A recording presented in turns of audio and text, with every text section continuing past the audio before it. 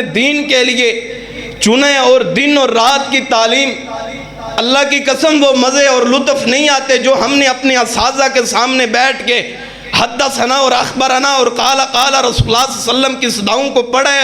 اور اساتذہ سے پڑھے، خود پڑھے، اساتذہ کو سبق سنائیں۔ ایسا مزہ اور لطف کسی تعلیم کے اندر نہیں آتا،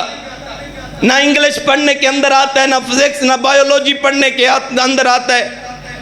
امام حسن بصری رحمہ اللہ کو ایک شخص نے کہا، اگر آپ کے پاس سونے ہوں، آپ کے پاس سونے کے پہاڑ ہوں، ہیرے اور جواہرات ہوں،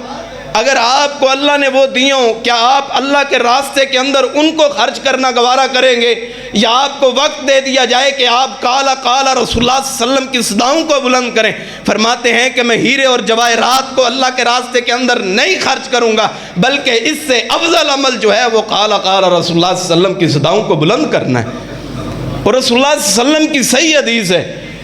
جن بندوں کا دن اور رات قرآن اور حدیث کے ساتھ گزرتی ہے، ایسے دنیا کے اندر معزز لوگ دنیا میں نظر نہیں آتے، یہ سب سے افضل لوگ ہیں۔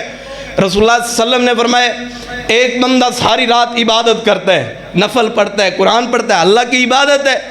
دن کو روزہ رکھتا ہے، قرآن مجید کی تلاوتیں کرتا ہے، ذکر و اذکار کرتا ہے، سارے دن عبادت کے اندر گزار دیتا ہے۔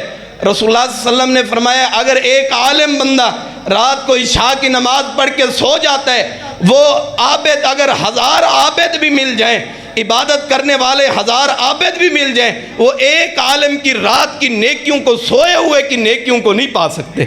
یہ فضیلت اور مقام جو کیمسٹری اور بایولوجی اور انگلش پڑھنے سے، میتھمیٹکس پڑھنے سے نہیں ملتا، یہ مقام فضیلت اور مرتبہ ملتا ہے تو قرآن پڑھنے سے، حدیث پڑھنے سے ملتا ہے۔